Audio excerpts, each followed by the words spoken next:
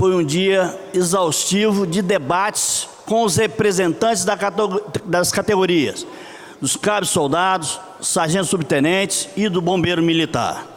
Nós conversamos com todos os representantes, inclusive levei o deputado da Vitória junto à mesa onde estava debatendo, deputado Freitas, deputado Padre Honório, todos aqueles que tinham dúvida sobre qualquer tipo de assunto relativo ao projeto. O objetivo do deputado da Vitória, deputado Euclédio Sampaio, foi que esse projeto não estivesse na casa. Meu também. Mas o projeto está na casa, nós temos que decidir, nós vamos ter que votar. Então nós vamos aqui elencar o que nós conseguimos avançar no projeto por orientação dos representantes da categoria, porque eles tiveram um trabalho hercúleo, ficaram desde 7 horas da manhã de ontem, quando souberam que o projeto vinha para casa, até hoje, às 9 horas da manhã, quando descemos da mesa da presidência. E eu quero agradecer aos deputados, todos os 30 deputados, que colaboraram de uma forma ou de outra para que a gente pudesse avançar um pouco. Eu sei que não é o desejo, não seria o desejo meu, nem dos demais colegas, ter esse projeto aqui. Porém, o projeto veio.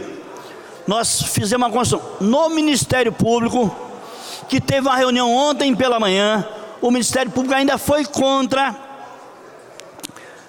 algumas sugestões que as categorias fizeram ao Ministério Público. E eu tenho a ata aqui presente. Ministério Público Estadual, na ata eu tenho a ata presente, que eles foram contra algumas sugestões dessas. E nós conseguimos avançar. Todas as reuniões que eu fiz, foram reuniões transparentes, abertas, aqui na sala anexa, na sala VIP, e também em meu gabinete, na Procuradoria-Geral, na Casa Civil. Não tive com o comandante da PM, certo? Eu não tive para discutir esse assunto.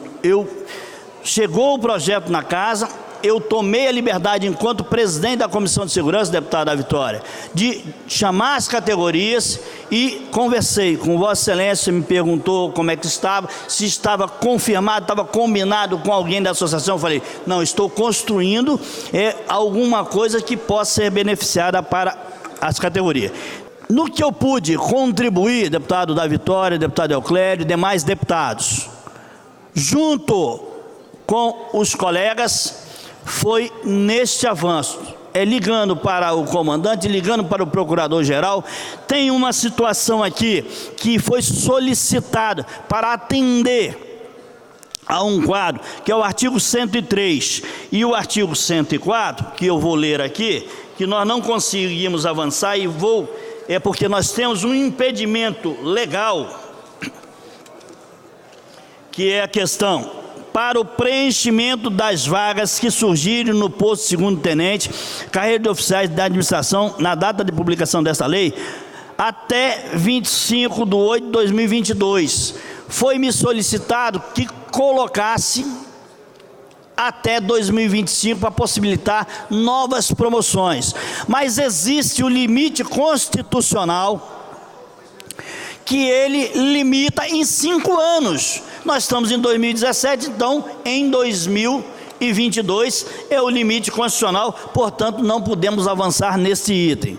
Eu quero, mais uma vez, agradecer os colegas e dizer que eu estou relatando, acompanhando, como a comissão é conjunta, pela constitucionalidade na Comissão de Justiça, pela aprovação na Comissão de Direitos Humanos, pela aprovação na Comissão de Segurança e pela aprovação na Comissão de Finanças. 12 de julho de 2018. Mais uma data que vai ficar registrada na história dessa casa. Na semana passada, nós tratamos aqui os nossos militares estaduais, dando um doce, um carinho, um abraço nos nossos bombeiros, onde cada um dos parlamentares homenagearam o escolhido com a medalha Alferes Tiradentes aos bombeiros militares. Hoje nós estamos respondendo com chibatada. Essa casa faz os nossos militares estaduais sangrarem, acolhendo do governo do estado um projeto que ninguém sabe o que votou. Mas o que nós votamos foi uma atrocidade na carreira dos nossos militares estaduais. Os senhores têm uma missão, que estão em 78 municípios no distrito do estado. É falar o que aconteceu nessa casa, com essa instituição que não pertence a nenhum cidadão, quanto mais aqueles que pensam que mandam no mundo.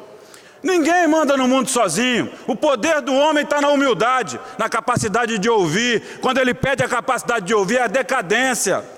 O que nós tivemos aqui hoje foi uma atrocidade de alguém que não discute, de alguém que não debate, de alguém que não converge, de alguém que não trabalha de forma conjunta. Esse poder tem uma missão constitucional. Poder legislativo tem que ser republicano, tem que ter boa interatividade com o governo do estado, mas tem que representar o povo capixaba. E eu quero pedir a cada um dos senhores que não desanimem, porque quem conhece a vida do militar é quem já vestiu a farda. Quem não veste a farda não vai conseguir respeitar. Os senhores vão continuar lutando pela vida dos capixabas, porque não é um cidadão que vai vir aqui e vai mudar a história da vida familiar, da índole do caráter e da possibilidade dos senhores continuar trabalhando firmemente pela nossa população capixaba, porque nós temos a esperança que o dia de hoje, que foi um dia ruim para a instituição, mas serve de lição, que sirva de entusiasmo, que sirva de motivação, para nós sairmos aqui com uma outra missão, de resgatar os nossos direitos, de resgatar a possibilidade da nossa polícia militar e bombeiro militar voltar a ser respeitada. E nós só fazemos isso quando nós aprendemos que aqueles que estão em mandato do que pertence ao povo capixaba. E cada um de nós, independente se é deputado, se é governador, só tem um voto. Cada um de nós só tem um voto. E o que nós percebemos aqui hoje é que nós temos que estar preparados, discutindo, estamos antenados. Nós temos uma missão. Os servidores públicos, como falou o deputado Sérgio Majeski, da saúde, da educação, não aguentam mais ver um governo do estado jogar 100 milhões no ralo para propaganda no seu governo e falar que não tem dinheiro para valorizar aqueles que lutam pela vida do cidadão capixaba. Eu queria ter tido a oportunidade de ampliar esse debate, essa discussão. E, infelizmente, nós não tivemos essa oportunidade. E é importante até dizer que poderia ter ampliado a discussão, o debate, no momento de discutir, quando a matéria vai para o plenário. Não tivemos essa oportunidade. Eu fiz um pedido aqui na minha última fala, quando discutia no âmbito da tramitação nas comissões, e fui conversar com o secretário, com o Gilcim, com a liderança do governo, com o subsecretário, para que a gente pudesse evoluir um pouco mais, para poder ter ganho, para poder minimizar os prejuízos, minimizar os desestímulos para a polícia militar, para os bombeiros militares. Eu penso que todo profissional ele é muito melhor quando ele trabalha com alegria, quando ele trabalha com vontade, quando ele é valorizado e ele percebe que mas infelizmente não pude votar dessa forma. O que eu queria levar em consideração e pedir encarecidamente para levar em consideração? O artigo 79. O artigo 79 diz o seguinte aqui: para efeito de promoção, se diplomado em curso superior, considera 1 ponto. Se diplomado em curso superior com tecnologia, 2 pontos. Se diplomado com pós-graduação, 3 pontos. Se diplomado com pós-graduação, doutorado ou mestrado, 5 pontos. Agora a contrapartida. Para quem tem uma punição leve, desconta 1 ponto. Para quem tem uma punição média, desconta 3 pontos. Para quem tem uma punição grave, desconta 6 pontos. Para quem tem uma punição gravíssima, desconta 10 pontos. Vejam bem vocês. Para quem tem um curso de nível superior, acrescenta 1 ponto. Para quem tem uma punição grave, desconta 6 pontos. Então o intuito aqui ficou claro que é muito mais de punir do que de dar meritocracia. Então a gente queria pelo menos valorizar e dar oportunidade a todas as pessoas que se esforçam, que graduam, que às vezes tira do bolso para pagar uma graduação, de ter a permissão de graduar. Outro questionamento que nós fizemos aqui é de que essa transição do projeto para o que já existe pudesse permitir a Polícia Militar e o Bombeiro graduar pelo menos até 2025. E a transição só ficou em 5. Aí disseram que é inconstitucional, mas que um procurador disse que é inconstitucional. Mas eu pedi para trazer o artigo que diz que é inconstitucional e não veio essa inconstitucionalidade. Eu estou ouvindo aqui o clamor de algumas lideranças que, pregando praticamente no deserto, está dizendo a esta casa, aos senhores deputados, que esse projeto chegou aqui hoje, não foi discutido, ninguém conhece, ninguém sabe o que está escrito nele. Por que votar um projeto com vários artigos que mexe com a carreira, que mexe com a sociedade, e que nós não sabemos a repercussão de tudo isso no afogadilho? Por que não podemos transferir, pedir vista desse processo? Eu vi o Freitas aqui pedindo, eu vi o da Vitória pedindo, eu vi o Clério pedindo. Por que nós não podemos deixar para discutir com a classe, verificar qual é o endereço que tem esse projeto? Para que provocação? Isso aqui, meus amigos, é uma provocação da irresponsabilidade desse governador que está aí. Eu lamento imensamente que esse projeto tenha sido aprovado dessa forma, sem o tempo necessário sequer para os deputados fazerem a leitura do projeto. A leitura, quiçá o entendimento desse projeto. O erro maior é do governo, porque o governo não abre diálogo com ninguém.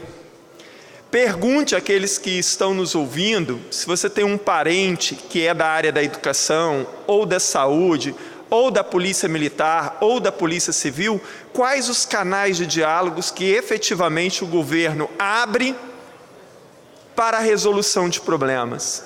Nenhum, não existe. E esses projetos que têm sido mandados para cá, quase todos não, esse é o segundo que nós votamos esse ano, contra o meu voto, contra o voto do deputado da Vitória, contra o voto do deputado Euclério, é o segundo que notadamente desagrada a maior parte dos policiais. Então, por que não se dá o tempo para a conversa, para o entendimento? Ninguém é dono da razão, mas nós precisamos de tempo. Uma coisa, alguém disse aqui hoje, se eu não me engano, foi o deputado Euclério, e aí passo isso para os policiais e todos os funcionários da Polícia Militar, que a sociedade precisa muito de vocês, e ela não é culpada em grande parte pelo que o governo está fazendo com vocês. Nós já temos dito aqui, e se sabe disso, o sucateamento do trabalho do policial, e não estamos falando apenas de viatura, porque daí o governo diz, nós entregamos viatura nova, mas o salário dos policiais continua sendo mais baixo do país. E agora se aprova um projeto que obviamente desanima ainda mais o trabalho dos policiais. Esse é um projeto que mexe com a vida, deputado Freitas, de milhares de homens e mulheres que arriscam suas vidas pelas nossas vidas. E não pode vir no afogadilho de uma noite para o dia e que ninguém conhece o projeto. Eu conheço um pouco, o deputado da Vitória conhece um pouco. É um projeto pacote de maldades, como disse o deputado Majeski, que o governo do Estado está fazendo com a Polícia Militar. É uma covardia para punir, porque eles resolveram lutar por melhores condições de salário e de trabalho. E essa casa sabe disso. Já pensou, deputado, seus deputados? Você com 10, 15, 20 anos, deputado Eliane, já tem uma perspectiva de promoção, vê tudo isso frustrado, porque o governo quer punir os policiais, porque fizeram a paralisação, deputado Ferraço. Eu quero registrar. Eu sei que o deputado Gilcinho conseguiu minimizar as maldades do governo. Essa casa não pode ser ressonância de maldade do Palácio Anchieta. Se tem um problema com os policiais, não resolva dessa maneira. Porque eles tiveram a coragem de enfrentar o sistema. E essa casa não pode, deputado da Vitória, votar esse projeto. Pior, deputado Zé Esmeraldo, é um projeto que mexe com a vida de muitas pessoas. Da Eco 101, essa BR que é uma vergonha para o estado do Espírito Santo. É inadmissível que tem mais de 3 anos que esse consórcio ganhou a licitação, a concorrência, e nada foi feito. Muito pelo contrário, cada dia que passa, a situação fica mais difícil ainda. Eu tive a oportunidade de caminhar num longo trecho desta BR-101 e nada foi feito. E a quantidade de acidentes aumenta, mortes, é um absurdo, uma vergonha. E eu quero aqui me reportar também a questão da reserva de Sooretama, em Linhares. Essa reserva, onde tem centenas, milhares de animais silvestres, teriam que ser protegidos. Mas a Eco 101, pelo que eu entendi, deputado, na verdade, Favato, na verdade a Eco 101, principalmente no trecho do trecho ali da reserva de Sooretama. Uma parte, deputado. Nada foi feito ali para proteger os animais silvestres. Tem que ter ali, sob a BR-101, tem que ter ali uma passagem para os animais silvestres. E a Eco 101, que nada tem feito, só sabe cobrar pedágio nessas 7 praças de pedágio. É só cobrança, é milhares de reais que entram ali todo dia. E o que me deixa indignado é que o pessoal de Brasília, que os federais de Brasília, senadores e deputados federais, que estão lá no Congresso Nacional, nada fazem para diminuir o sofrimento do povo do Estado do Espírito Santo. Senhores e senhoras prefeitos e prefeitas, tudo quanto aumenta a nossa liberdade, aumenta a nossa responsabilidade. Essa frase é de um escritor francês, Victor Hugo, e aplica-se perfeitamente a essa tarde que nós estamos vivendo aqui hoje. Reunindo aqui grande parte dos prefeitos capixabas, um estado que, não muito diferente do resto do país, enfrenta uma crise sem precedentes. Mas o Espírito Santo, que se difere do resto do Brasil, tem feito o seu dever de casa. 67 municípios estarão prestes, prefeito Guerino, a receber uma salutar e considerável, não menos importante, ajuda do Estado do Espírito Santo. Há que se atentar, entretanto, para a responsabilidade de usar o dinheiro público com parcimônia que é devida aos grandes gestores e o respeito que se deve quando usamos aquilo que não nos pertence. Os recursos do Fundo da Redução das Desigualdades são do povo capixaba e devem ser usados tão somente em seu benefício, nem mais e nem menos.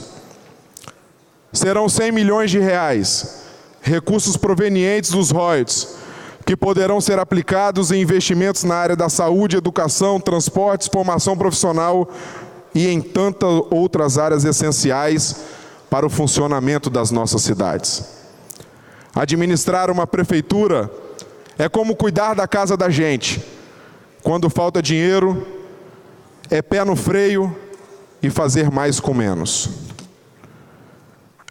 O que é óbvio, abre aspas, não se pode colher rosas sem temer os espinhos, fecha aspas. A responsabilidade que os senhores e senhoras prefeitas e prefeitos terão a partir de hoje não é muito diferente das que já possuem, nem mais nobre, mas é certamente um motivo a mais para fazer justiça a cada um dos votos de confiança que lhes foram conferidos nas urnas. Projeto de Lei 238/2017, de autoria do governador do Estado, altera a Lei 8.308/2006. E ao citar essa lei, eu faço aqui um registro. Essa lei instituída quando eu era prefeito e era secretário municipal da Amunis, na época também presidida por um outro guerino, mas o ex-prefeito de Colatina, Guerino Balestrazzi.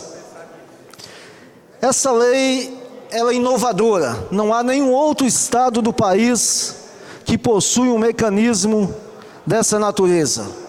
O governador Paulo Artung teve uma enorme sensibilidade.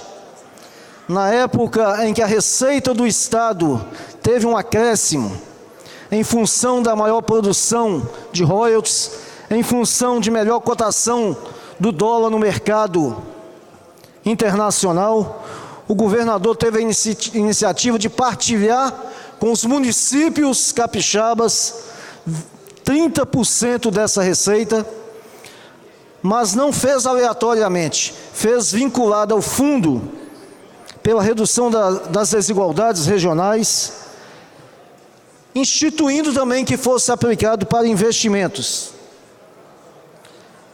O objetivo foi um objetivo pedagógico, para que os gestores municipais, exemplo do que o governador vem fazendo, cada vez mais ficassem atentos às despesas com pessoal, despesas com custeio e preservassem a capacidade de investimento. E dessa forma, durante muitos anos, esse recurso foi importantíssimo para a realização de obras de urbanismo, para investimento em obras de saúde e de educação. E durante muitos anos, os prefeitos utilizaram esse recurso exclusivamente para investimentos. Mas nós estamos diante de um cenário diferente. A crise nacional, que afeta não apenas a Receita Federal, mas a Receita dos Estados e a Receita dos municípios. A Amunis apresentou uma reivindicação para que parte desse recurso seja utilizado no pagamento de despesas correntes. E o governador, que prega a importância de um pacto federativo, de solidariedade federativa, que o governo federal seja sensível aos reclamos dos estados, não age de forma diferente em nosso estado. Tem por filosofia a importância do investimento, mas tem por trajetória política e administrativa a compreensão da parceria com os municípios e a sensibilidade que esse recurso seja aplicado para que os governos municipais possam também cumprir a lei de responsabilidade fiscal, atravessar esse momento difícil, com certeza para um futuro melhor, com as contas equilibradas. Onde a gente vota, nessa casa, uma matéria que tira os prefeitos e as prefeitas do sufoco das despesas correntes. Compreendendo esse momento, porque passa todos os municípios com a crise política, porque passa o país e esse impacto acabou diminuindo a arrecadação de todos nós, para todos os municípios, o governador mandou esse projeto de lei que impacta diretamente na Lei 8.303, que permite que os municípios possam estar lançando mão desses recursos para as despesas correntes, que são folha de pagamento, que são tantas questões necessárias ao dia a dia da prefeitura e que poderão ser utilizados com esses recursos através desse instrumento que nós votaremos aqui. Nesse momento agudo da crise, que é uma crise real, é uma crise verdadeira e que penaliza extremamente os nossos municípios. E quando a gente fala nos municípios, nós estamos falando na prestação de serviços básicos, nas principais áreas, principalmente da saúde e principalmente da educação. Então, nós estamos sendo sensíveis também aqui, nesta Casa de Leis, nos alinhando com o governador Paulo Artung, entendendo a importância da matéria, entendendo a necessidade, não é nem dos municípios, mas dos munícipes, entendendo que é um momento que nós temos que estender as mãos e todos os poderes fazerem todos os esforços para que o serviço básico não falte para aqueles menos favorecidos e os que mais precisam dos trabalhos prestados pelas prefeituras. Então, nós pedimos essa reunião exatamente para que os prefeitos viessem aqui e pudessem dizer que esse projeto é importante. E não interessa ficar discutindo se é pouco ou se é muito dinheiro, não. Isso é falácia de quem quer falar contra. Porque prefeito, que seja R$1 que se manda para o município, é importante para ele. Quem foi prefeito sabe disso. Um projeto que é importante para os municípios. Talvez não alcance a amplitude almejada pelos senhores prefeitos, como mencionou o nosso decano, o deputado Ferraço, mas é de suma importância para os nossos municípios. Até porque, já no passado, né, Ferraço, nós em vários anos aqui votamos esta mesma legislação, oportunizando aos senhores prefeitos e prefeitas que lançassem mão desse recurso, que mesmo em proporção diminuta, em alguns momentos acabam por socorrer as gestões que vivenciam problemas crônicos e problemas graves amontoados ao longo de vários mandatos, amontoados ao longo de várias gestões.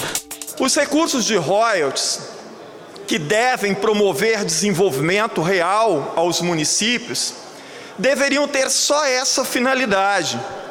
Entendemos a situação crítica em que os municípios se encontram, mas projetos semelhantes a esse foram autorizados também em 2015, em 2016, será autorizado agora em 2017, valendo para 1 ano. Já sabemos de antemão que ano que vem é um ano de eleição e o que for aprovado aqui dificilmente será retirado no ano de 2018, o que torna este momento muito mais sério na análise daquilo que a gente vai aprovar aqui.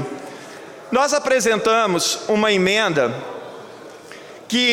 com um parágrafo único, que aplique-se o disposto nesse artigo apenas aos municípios que cumprirem com o que estabelece a Lei de Responsabilidade Fiscal e a Lei de Acesso à Informação, cabendo aos conselhos de fiscalização e acompanhamento fiscalizar o seu cumprimento.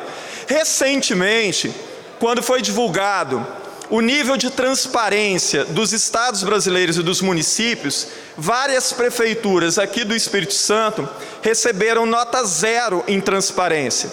Então, a nossa emenda é no sentido de exigir que uma das contrapartidas das prefeituras seja a implantação de um sistema de transparência para o acompanhamento dos gastos.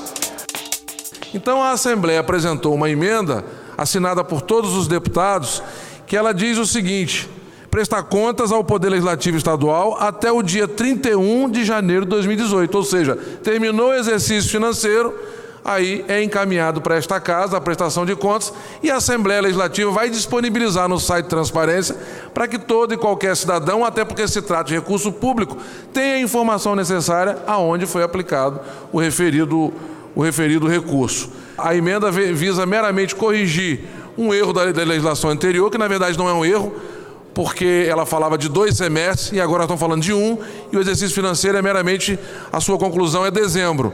E nós damos o prazo de mais 30 dias para que chegue essa prestação aqui no Poder Legislativo e a transparência necessária para que todo e qualquer cidadão possa tomar conhecimento a partir do site transparente da Assembleia Legislativa. De aproveitamento do refis. Então, por exemplo, uma emenda que possa